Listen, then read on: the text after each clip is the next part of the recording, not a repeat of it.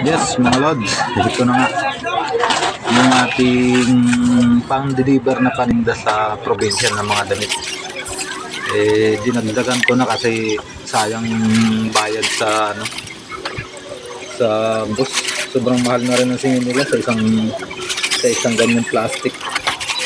Lalo na kapag sinabi mo yung talagang presyo ng iyong mga ipapadala. Kasi binabase rin nila sa presyo. Kaya yan, pinupuno ko na rin para hindi naman lugi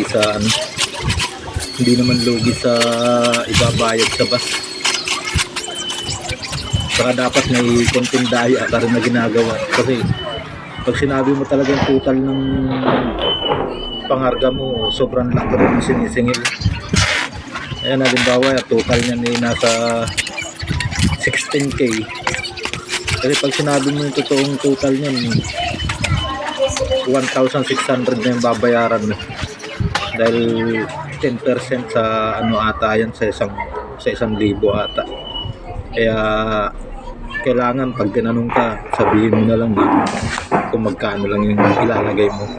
Yun nga lang, kapag nagka-problema at nawala yung pinadala, kung magkano lang yung nilagay, sinabi mo ng presyo, yun lang ang ibabalik sa'yo. Yun lang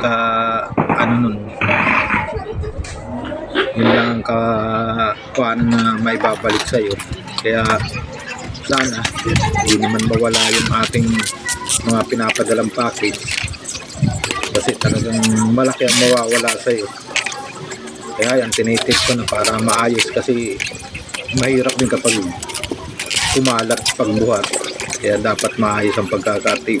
Kaya mas maganda na rin yung sigurado, di baling medyo matagal ang pagpapacking, basta maitip ng maayos. Kasi mayroong minsan na hindi maayos yung pagbubuhat nila, basta na lang binabalibag nila. Kaya dapat doble. Lalagyan ko pa yan ng sako doon sa ibabaw.